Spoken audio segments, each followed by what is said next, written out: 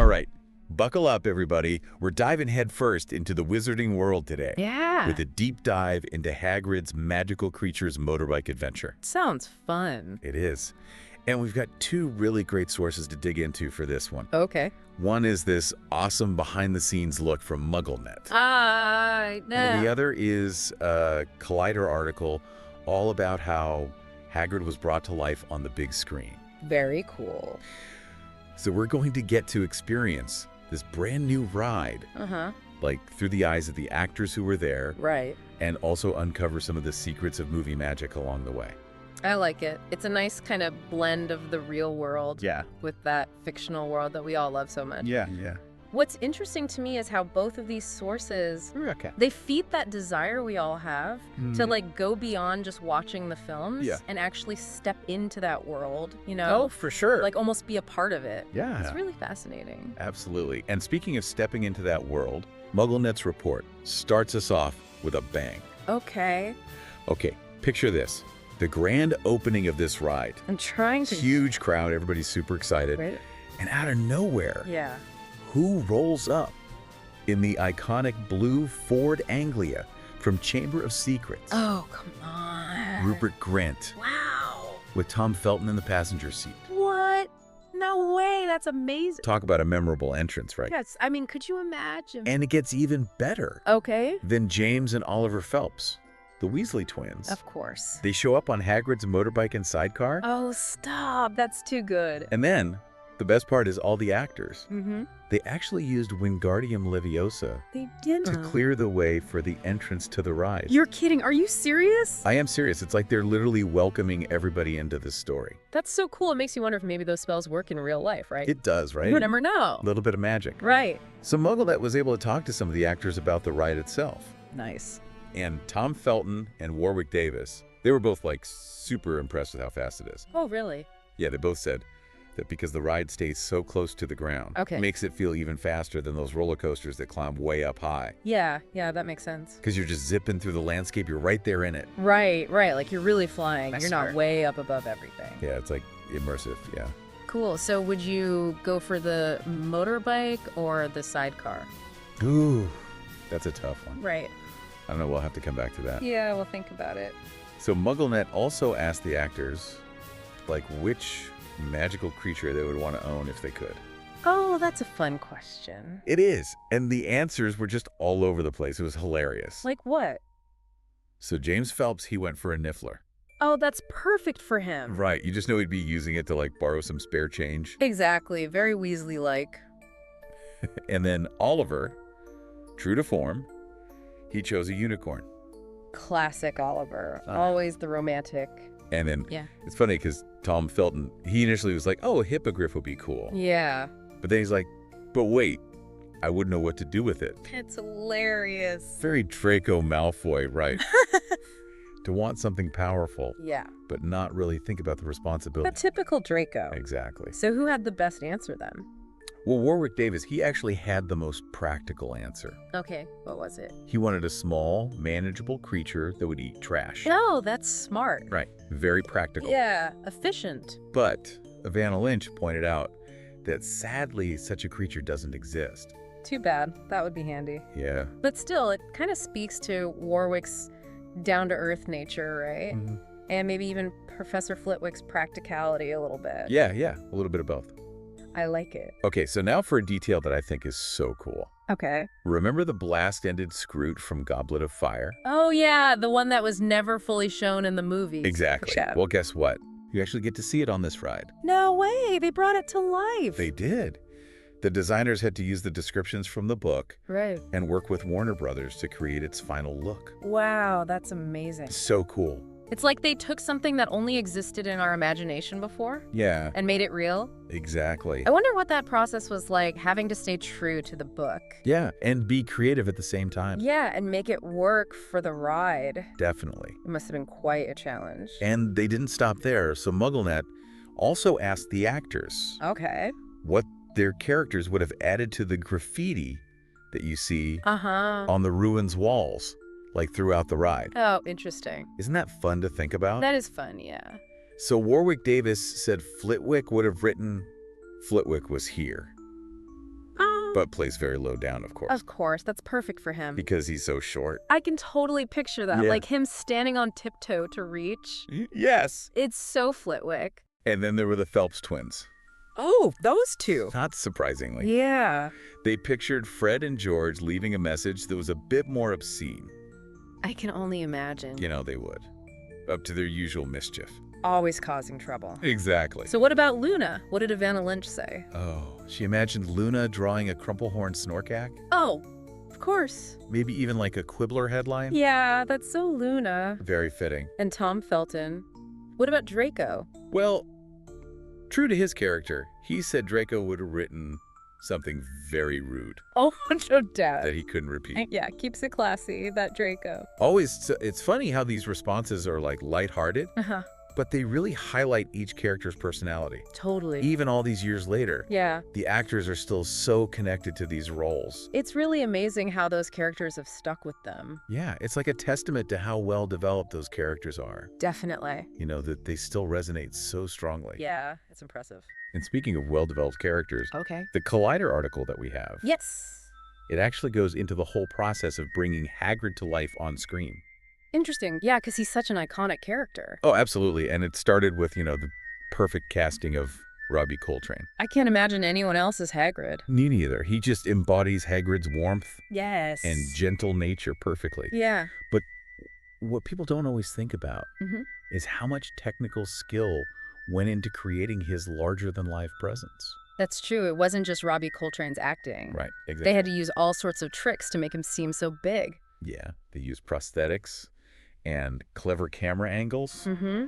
and even oversized props to make him look so much taller than everyone else. It's like a whole art form in itself, isn't it? It really is. That behind-the-scenes movie magic. It's amazing all that goes into it. Yeah, it's a whole other world. Yeah.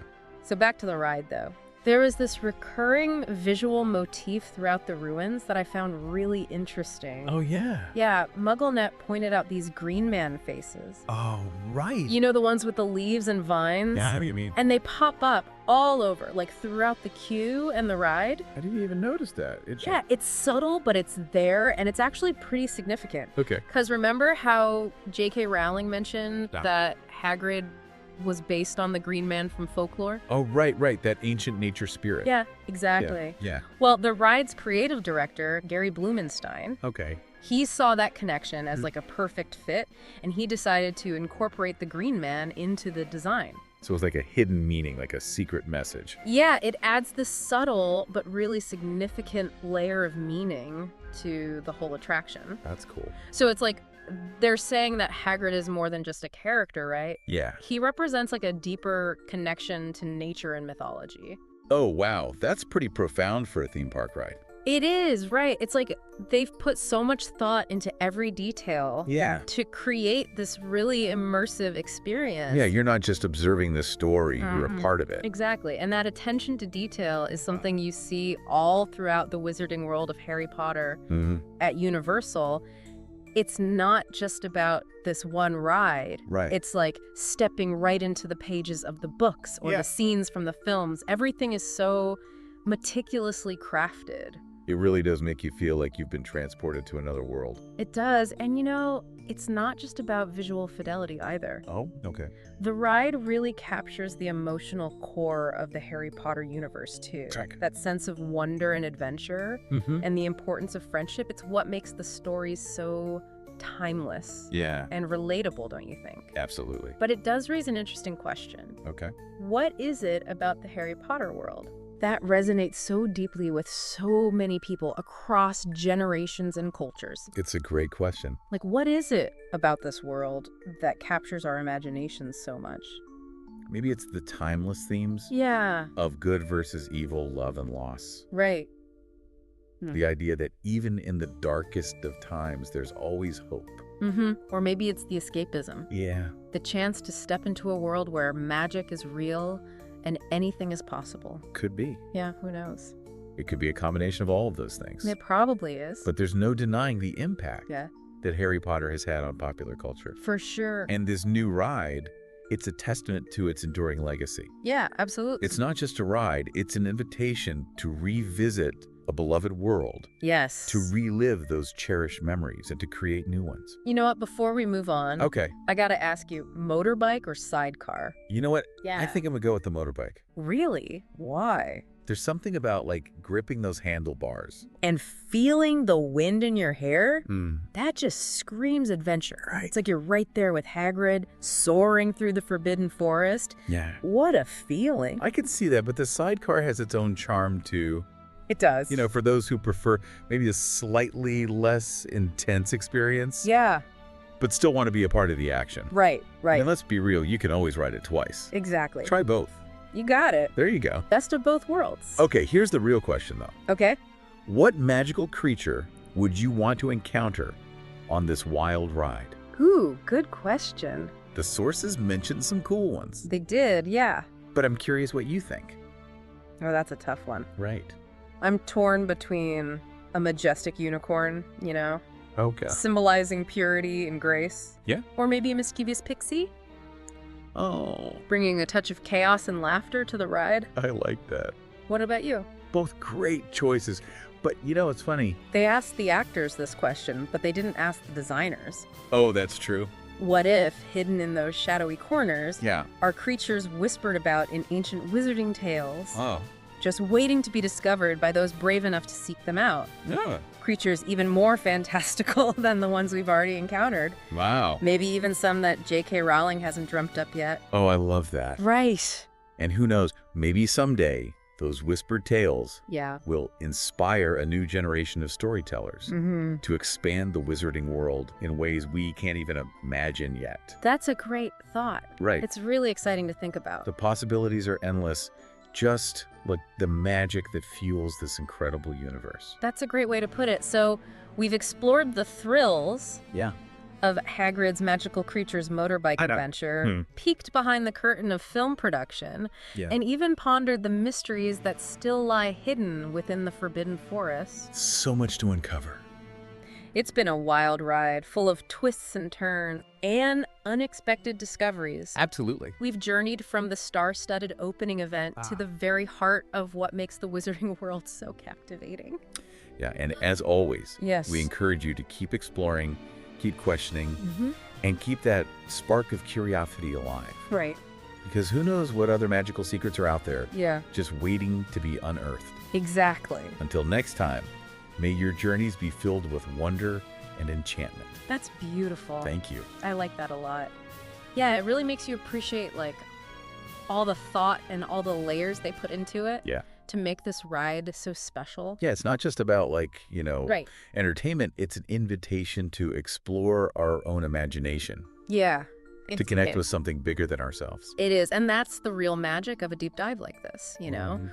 We go beyond the surface, we uncover those hidden meanings. Right. We explore the whole creative process behind bringing these characters to life. Yeah. And who knows what other secrets are waiting to be discovered in the Forbidden Forest. Right. Maybe there are even more magical creatures out there, Yeah. just waiting for someone to tell their story. Until next time, keep those imaginations firing Yes. and those wands at the ready. Love it. Yeah. Yeah, it really does make you think about like the deeper meaning behind it all.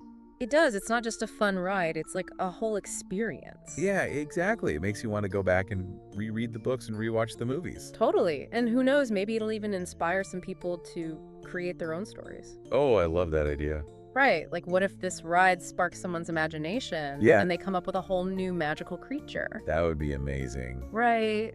The possibilities are endless. That's the beauty of it, isn't it? It is, and that's what we love about the wizarding world. Absolutely. Well, I think we've covered just about everything for this deep dive. I think so. We've gone from the grand opening to the hidden meanings. Yeah, from movie magic to the magic of storytelling. It's been quite a journey. It really has, and we've loved having you along for the ride. Thanks for having me. It's been fun. So until next time, keep exploring, keep those wands at the ready. And keep the magic alive. Exactly.